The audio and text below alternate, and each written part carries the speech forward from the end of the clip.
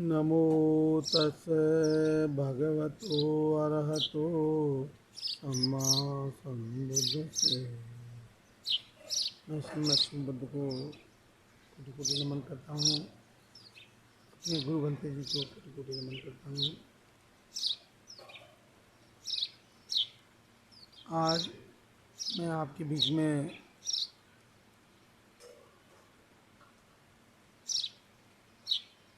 एक नए विषय के साथ में आया हूँ।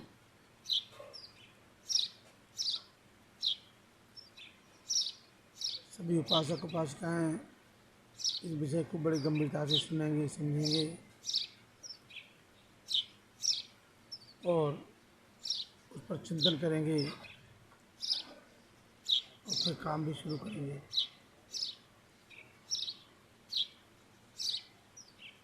नया विषय है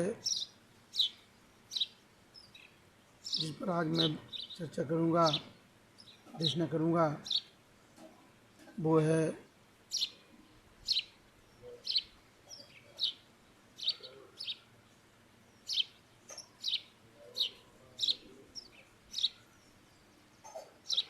स्कंध,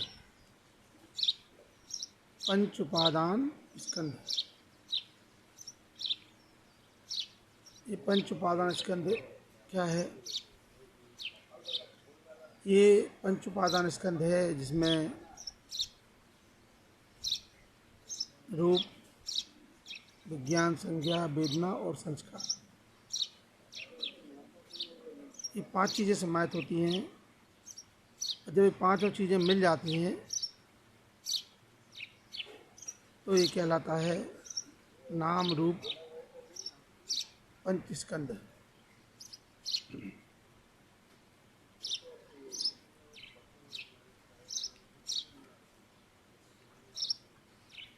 ये नाम रूप पंच स्कंध है। रूप यानी परमाणुओं का पुंज, शरीर, काया और मानस के चार खंड, चित्त के चार खंड हैं जिन्हें कहते हैं विज्ञान, संज्ञा, वेदना और संस्कार। ये मानस के चार खंड और एक नाम, ये मिलकर के पांच हो जाते हैं। और जब पांच इकट्ठे हो जाते हैं तो ये नाम रूप पंच स्कंध कहलाता है।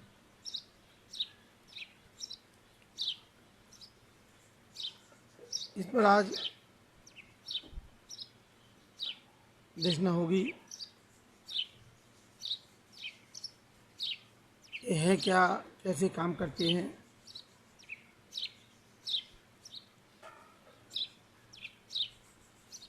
इस पर चर्चा होगी।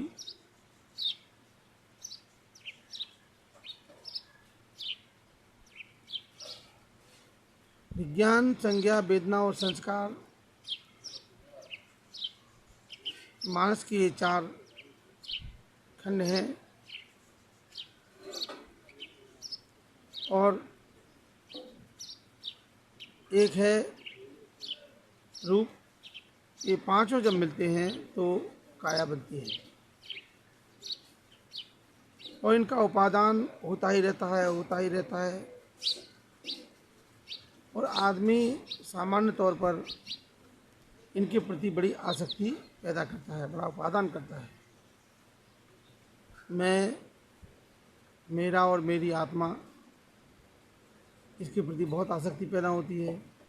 ये मैं हूँ, ये मेरी आत्मा है, ये मेरा शरीर है।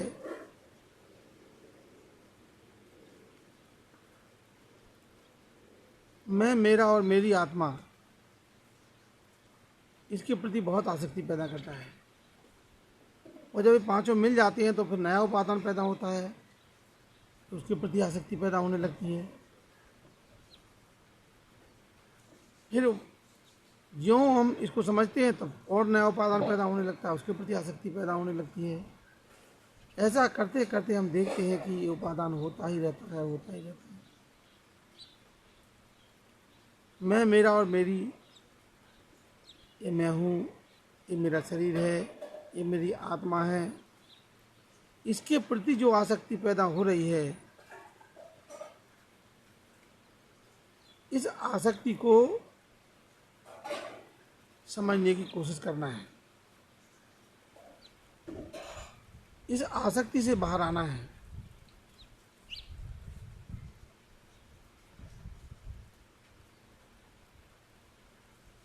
नहीं तो आदमी ये सोचता रहता है कि बस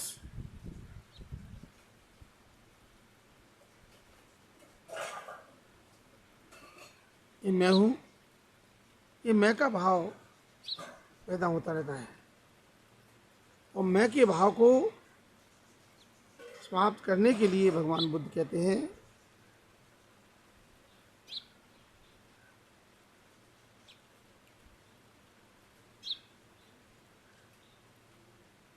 ये जो सर्किल है,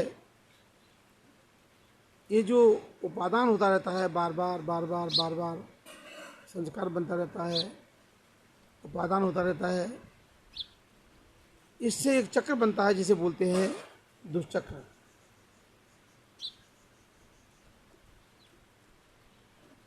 तो इसके प्रति हम आसक्ति यदि नहीं तोड़ पाए, जो आसक्ति इसके प्रति पैदा होती है, तो निश्चित रूप से एक साइकिल बनती है जिसे बोलते हैं विशेष साइकिल, यानी दुष्चक्र। ये पांचों मिल जाते हैं और पांचों मिलने से एक साइकिल बन जाती है जिसे दुष्चक्र कहते हैं। यह रूप है, यह रूप का समुदाय है, यह रूप का अस्त होना है।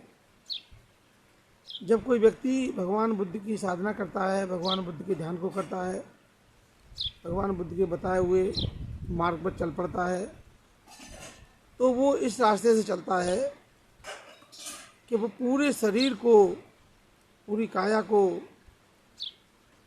एक पुंज मानता है, परमाणुओं का पुंज मानता है, और वो उसको देखता है, अपनी साधना करते हुए देखता है, और वो महसूस करता है, देखो ये परमाणुओं का एक पुंज है, ये देखो परमाणुओं का पुंज है, ये समुदाय है, ये समुदाय है। और इस समुदाय को वो देखता है कि समुदाय किसका है, रूप का समुदाय है। ये रूप का समुदाय पैदा हुआ, देखो पैदा होते ही ये समुदाय समाप्त हो गया। उसी प्रकार से वो देखता है कि ये वेदना है, इस शरीर पर उत्पन्न होने वाली ये वेदना है, वेदना का समुदाय है, समुच्चय है उसका। वेदना देखो उत्पन्न हुई और वेदना देर सवेर समाप्त हो गई।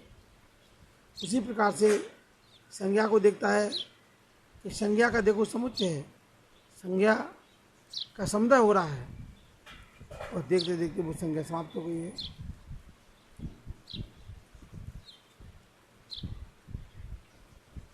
उसी प्रकार से विज्ञान को देखता है, उसी प्रकार से वो संस्कार को देखता है कि देखो संस्कार पैदा हुआ, और संस्कार पैदा होने के बाद देखो धीरे धीरे संस्कार भी समाप्त हो गए। तो इस प्रकार से देखते हैं कि वो किस प्रकार से जो है अपने नाम रूप को समझता है और इसके निरोध की अवस्था को प्राप्त करता है। वो इससे छुटकारा पाता है। इससे छुटकारा पाने के लिए उसको कि जो आसक्ति मेरी इनके प्रति बनी हुई है, आसक्ति मेरी टूटे, ये उपादान जो बना हुआ है ये टूटे। बार बार जो हो रहा है, वो जो दुष्चक्र बार बार बन रहा है, ये दुष्चक्र मेरा टूटे, इसके लिए वो साधना करता है। और साधना करते करते करते करते वो दिखता है कि ये जो परमाणु का समुच्चय है या परमाणु का उपादान है या समुदाय है, वो धीरे धीरे टुकड़े टुकड़े उसके होना शुरू हो जाते हैं।